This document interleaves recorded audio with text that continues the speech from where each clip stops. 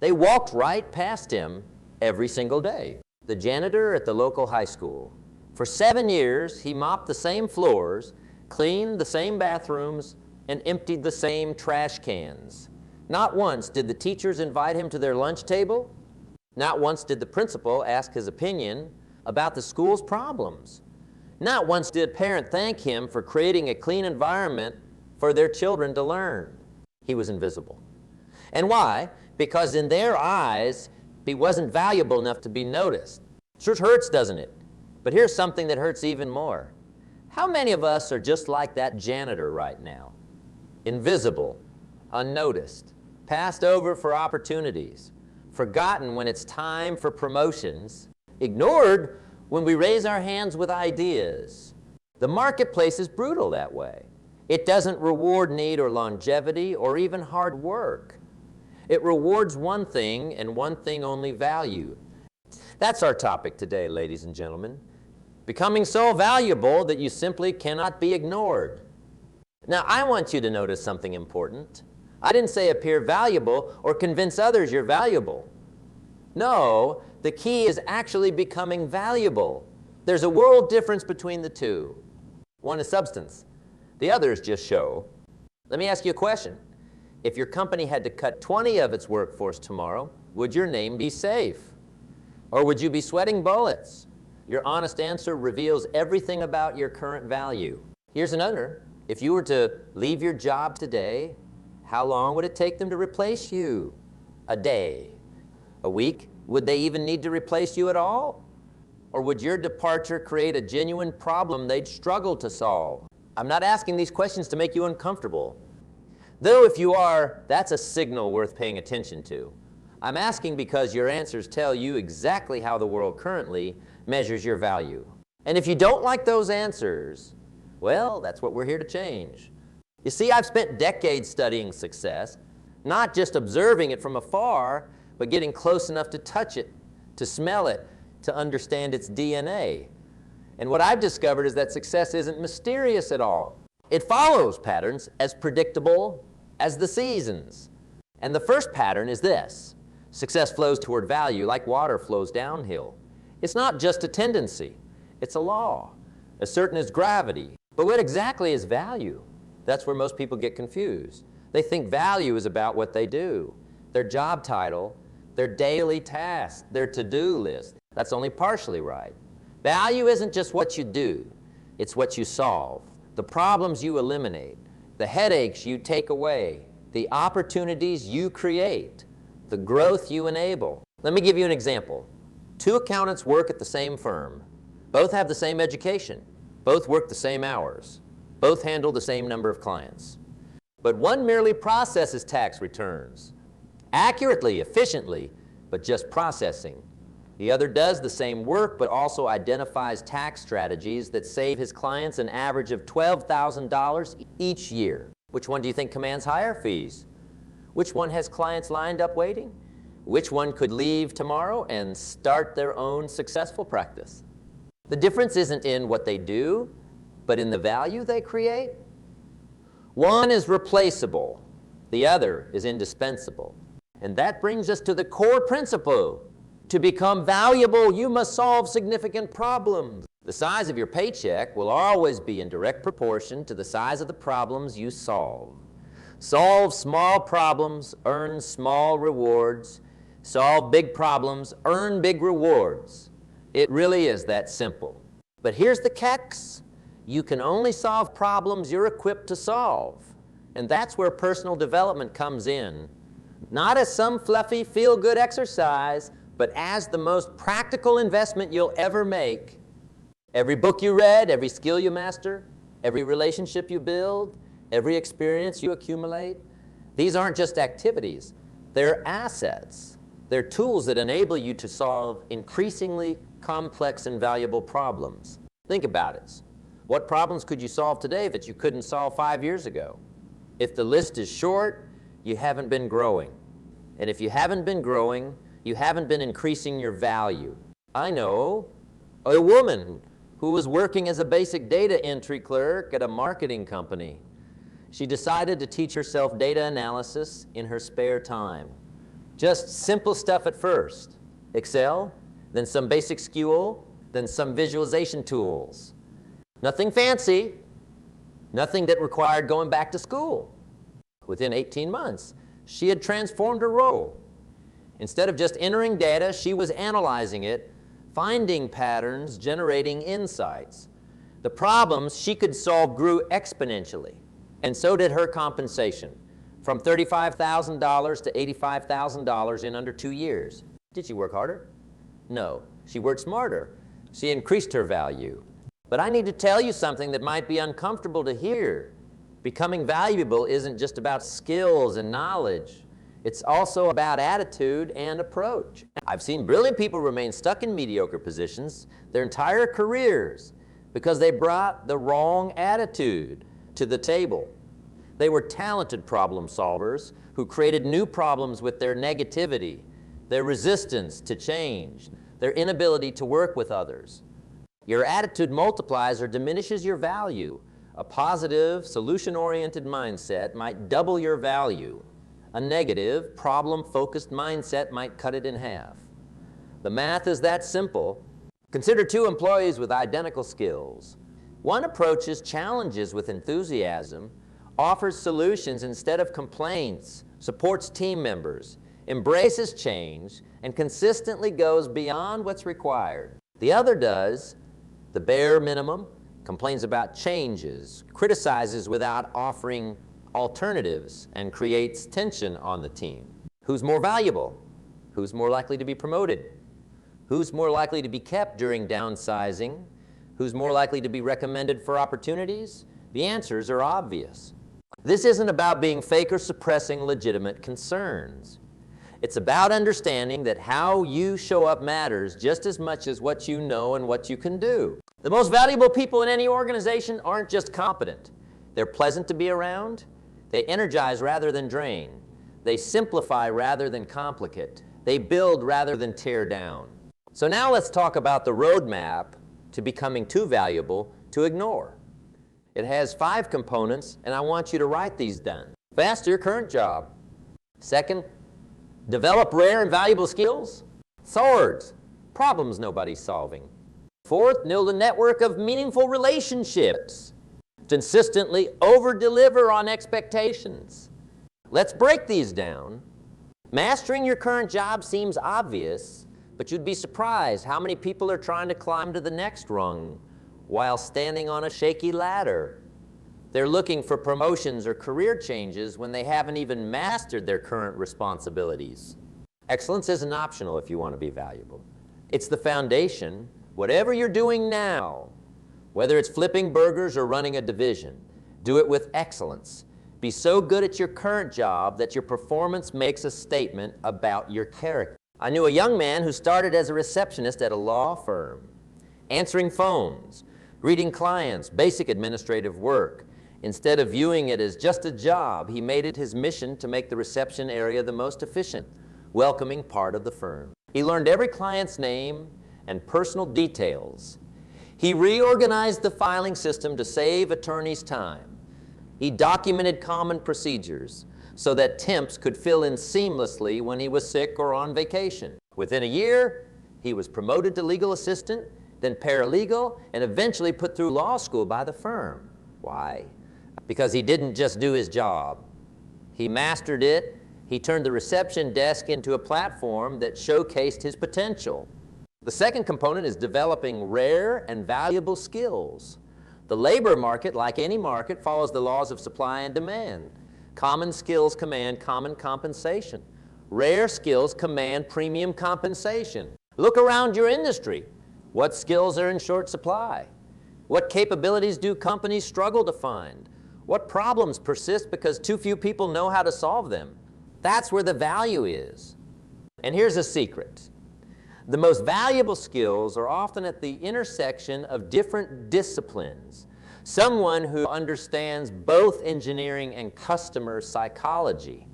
Someone who knows both data analysis and compelling storytelling. Someone who combines financial acumen with exceptional people skills. These combination skill sets are rare because most education and career paths encourage specialization. But the most valuable people are often those who build bridges between different worlds. I remember talking to a CEO about his most indispensable employee. I expected him to name a senior executive or technical wizard. Instead, he pointed to a middle manager who had an unusual combination of skills. She understood the company's technology, could translate it into clear language for customers, and had the financial acumen to structure deals that made sense. She wasn't the best programmer, the best salesperson, or the best financial analyst. But her combination of solid skills in all three areas made her irreplaceable. The third component, solving problems, nobody's solving, is where extraordinary value creation happens. In every organization, there are problems hiding in plain sight. Inefficiencies, nobody addresses. Customer needs, nobody meets. These overlooked problems are gold mines of potential value. The person who steps up to solve them doesn't just add value, they create new value where none existed before. I worked with a manufacturing company where machine downtime was accepted as an unavoidable cost of doing business. One employee, not engineer or manager, just a line worker, started tracking patterns in the breakdown. On his own initiative, he developed a preventive maintenance schedule that reduced downtime by 62. That single solution saved the company over $2 million annually. Within 18 months, he was heading a new department focused on operational efficiency with a salary that tripled his previous earnings. Now, finding these unsolved problems requires observation, curiosity, and courage. You have to open your eyes to what others have accepted. You have to ask questions others aren't asking. And you have to be willing to step outside your formal job description to pursue solutions. The fourth component is building a network of meaningful relationships. Notice, I didn't say contacts or connections. I said relationships. Your value in the marketplace isn't determined solely by what you know or what you can do.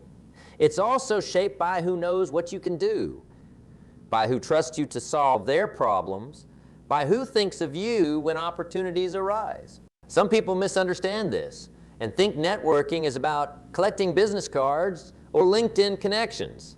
It's not. It's about being genuinely interested in others, providing value before asking for anything, and building trust over time. The most valuable people aren't just known. They're known for something specific. They have reputations that precede them. If you need to solve X problem, talk to Y person. The fifth and final component is consistently over-delivering on expectations. This might sound simple, but it's surprisingly rare. Most people do what's expected and nothing more. They hit the targets but never exceed them. They fulfill the requirements but never surpass them. Valuable people make a habit of exceeding expectations. They don't just meet deadlines, they deliver early. They don't just solve the stated problem. They address related issues the client hadn't even identified. They don't just do their job. They continually redefine what the job could be. This approach creates a powerful compounding effect. Each time you over-deliver, you reset expectations higher. You train people to expect excellence from you. And paradoxically, this doesn't create oppressive pressure. It creates unprecedented opportunity. When you consistently give more than expected, you earn the right to ask for more than others receive. You create leverage in every negotiation. You develop a reputation that becomes a career-long asset. So those are the 5 components of becoming too valuable to ignore. Master your current job. Develop rare and valuable skills. Solve problems nobody's solving. Build a network of meaningful relationships and consistently over-deliver on expectations. But knowing the path isn't the same as walking it. Information without action is just entertainment. So how do you put this into practice? How do you transform these principles into tangible results? It starts with an honest assessment of where you stand today. On a scale of 1 to 10, how would you rate yourself on each of those 5 components? Be ruthlessly honest. This isn't about feeling good. It's about creating an accurate map of your current position. Once you know where you stand, identify the single component with the largest gap between where you are and where you need to be. That's your focus area for the next 90 days. Not forever, just the next 90 days. Why 90 days? Because it's long enough to see meaningful progress, but short enough to maintain focus. It's a sprint, not a marathon. During those 90 days, I want you to establish a daily discipline around improving that one component. Small, consistent actions compound dramatically over time. 10 focused minutes daily will outperform 5 unfocused hours once a week. Let me share something with you that changed my perspective forever. Success isn't an event. It's not a moment when suddenly everything changes. Success is a process, a gradual accumulation of right choices and disciplined habits. Think about building value like building a bank account. Every small deposit seems insignificant on its own. Put in $5 today, what difference does it make? But $5 every day for 20 years with compound interest? Now you're talking about serious wealth. Your value works the same way. Reading 10 pages of a good book today won't transform you. Reaching out to one new contact won't revolutionize your network. Exceeding expectations on one small task won't make you indispensable. But do these things consistently, day after day, year after year. The compound effect is unstoppable. Don't make that mistake. Trust the process. Embrace the compound effect of daily disciplines. Now, I want to address something important. As you increase your value, you'll encounter resistance, both external and internal. Externally, not everyone will celebrate your growth. Some colleagues may feel threatened. Some friends may subtly discourage you. Some systems may be designed to keep you exactly where you are. Internally, you'll battle doubts and fears. The voice that says you're not good enough, the comfort zone that begs you not to risk, the limiting beliefs installed by past experiences. These forces of resistance are normal. In fact, they're a sign you're moving in the right direction. Growth always creates friction. The question isn't whether you'll face resistance. You will. The question is how you'll respond to it. Will you retreat to safety at the first sign of discomfort? Or will you recognize resistance as the necessary price of becoming more valuable? Thousands of people throughout my career, and I've noticed something fascinating. Those who become extraordinarily valuable don't have fewer obstacles than others. They just respond to obstacles differently. Instead of asking, why is this happening to me? They ask, what is this teaching me? Instead of saying, this is unfair, they say, this is my opportunity to demonstrate character. Instead of thinking, I can't handle this, they think, this is making me stronger. This mindset shift doesn't happen overnight. Like any valuable skill, it develops through practice. Each time you face resistance and push through it, you strengthen your capacity to overcome future challenges. Let me tell you about a factory worker I met years ago. He'd been on the manufacturing line for 14 years without a promotion. On paper, he looked stagnant. But when I talked with him, I discovered something remarkable. Every day for the past 3 years, he'd been taking online courses in process engineering. Every weekend, he volunteered to help the maintenance team understand recurring problems. Every month, he submitted thoughtful suggestions to improve efficiency. Management had ignored him for years. His coworkers mocked his efforts. His family questioned why he was wasting time studying when it wasn't leading to immediate reward. But he persisted. Day after day, he increased his value. Not because anyone noticed, but because he was playing the long game. Then the company was acquired. The new owners came in to evaluate operations and quickly realized this ordinary line worker understood the production process better than most engineers. Within 6 months, he was managing the department. Within 2 years, he was directing operations for 3 facilities. Was he lucky? Did he just happen to be in the right place at the right time? Absolutely not. He created his luck by becoming too valuable to ignore. When opportunity arrived, as it always does, eventually, he was prepared to seize it. This brings me to another crucial point. Timing Many people overestimate what they can accomplish in a year and vastly underestimate what they can achieve in 5 years. Building extraordinary value rarely follows a linear progression. It often looks like nothing is happening. Nothing is happening. Then everything happens at once. The key is to keep building value during those seemingly follow periods when there's no external validation.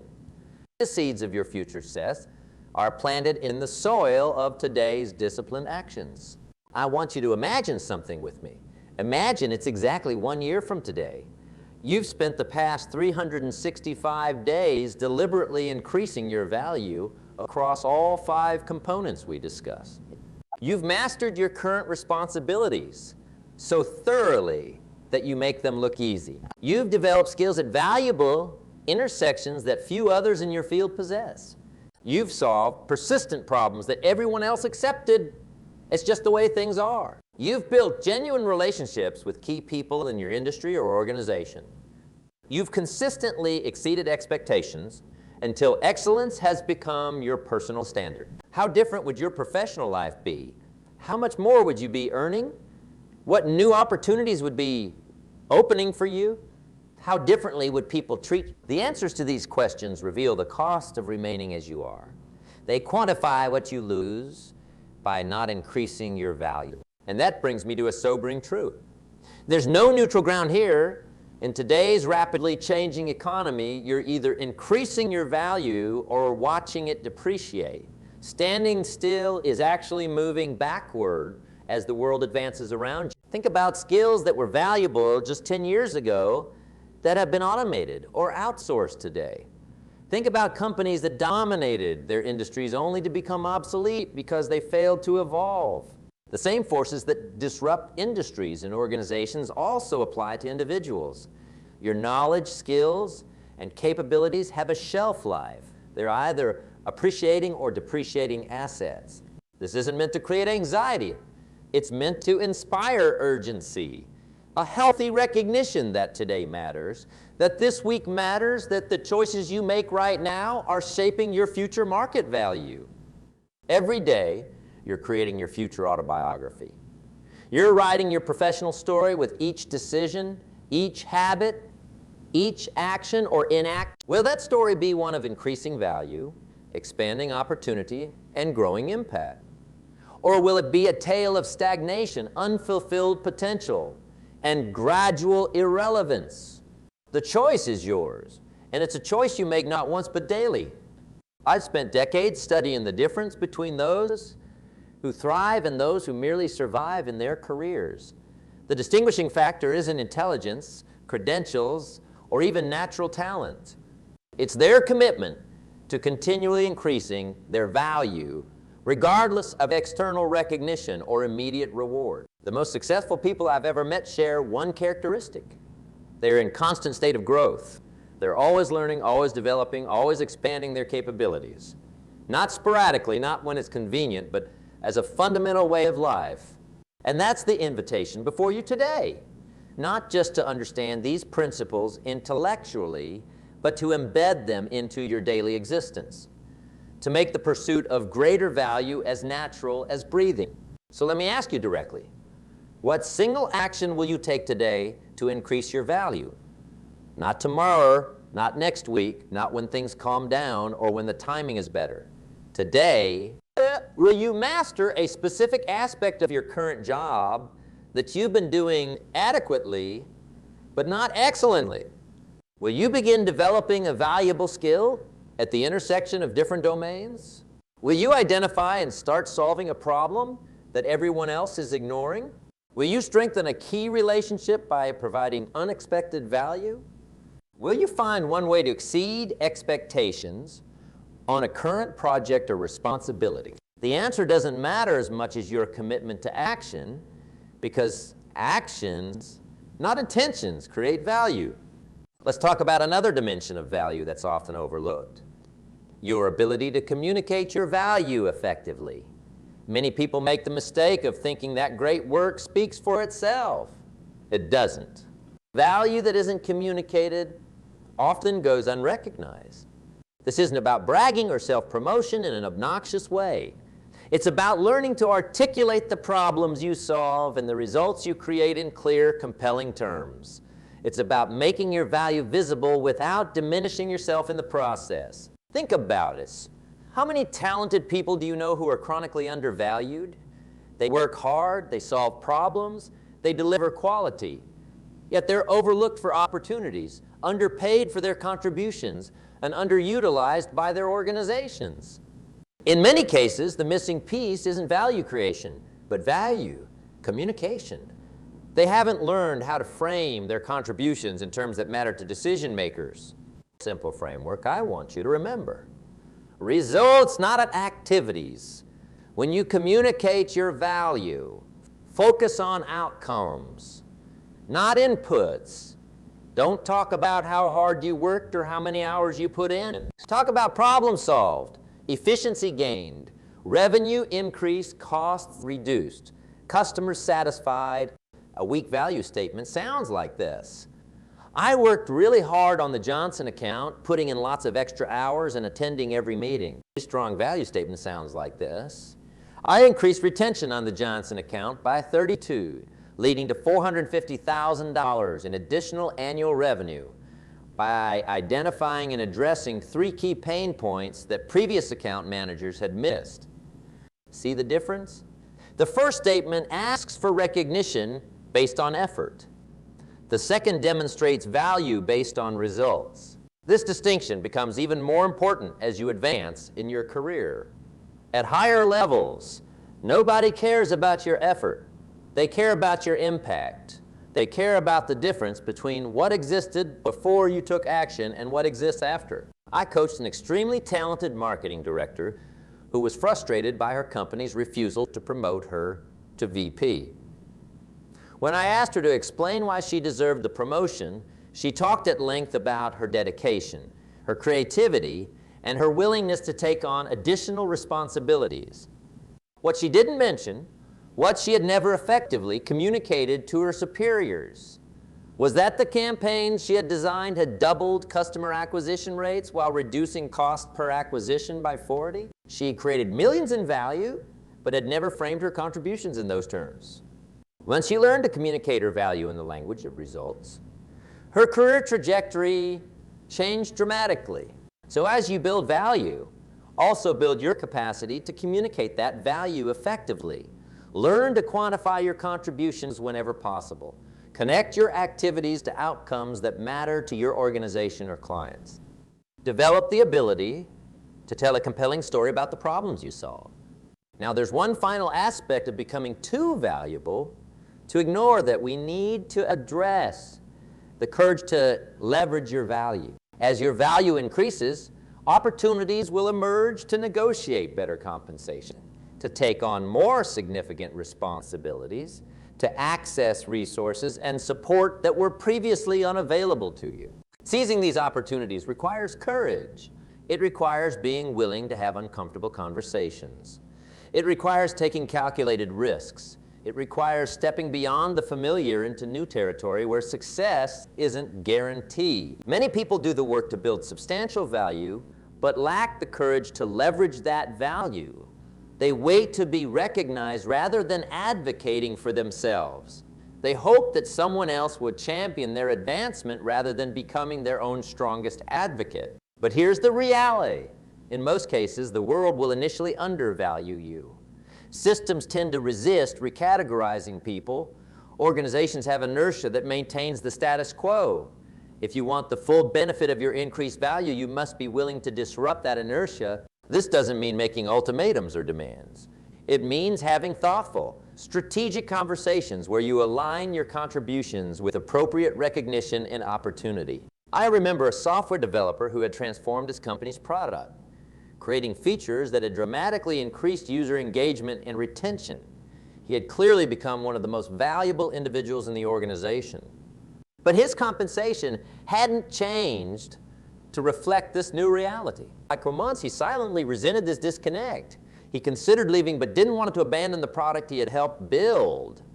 Finally, he gathered his courage and requested a meeting with the CEO. In that meeting, he calmly walked through the specific contributions he had made, the problems he had solved, and the measurable impact on the company's bottom line. He then said something powerful. I believe my compensation should reflect the value I'm creating. I'd like to discuss what that looks like. The CEO was taken aback. Not by the request, but by the fact that he hadn't recognized the disparity himself. Within weeks, the developer's compensation had doubled, and he was given an equity stake in the business. The courage to have that conversation changed his financial trajectory forever. And it all stemmed from first building extraordinary value, then communicating that value effectively, and finally having the courage to leverage that value. To wrap up our time together, I want to leave you with this final thought. Becoming too valuable to ignore isn't just a strategy for career advancement. It's a philosophy for living. It's about continually expanding your capacity to contribute, to solve problems, to make things better than you found them. When you embrace this philosophy, something remarkable happens. Work becomes more than just a way to earn a living. It becomes a canvas for self-expression, a platform for growth, and a vehicle for making a meaningful difference. The marketplace may initially recognize your value through financial rewards, but the deepest rewards come from within, from knowing that you're becoming more today than you were yesterday, that you're developing your potential rather than letting it lie dormant, that you're creating value that wouldn't exist without your presence. That's the ultimate achievement. To look back on your life and know that the world is better because you were here, that you didn't just take up space, but used your time to become someone whose value couldn't be ignored. The path is clear, the principles are timeless, the choice is yours. What will you do with this day, this hour, this moment to become too valuable to ignore?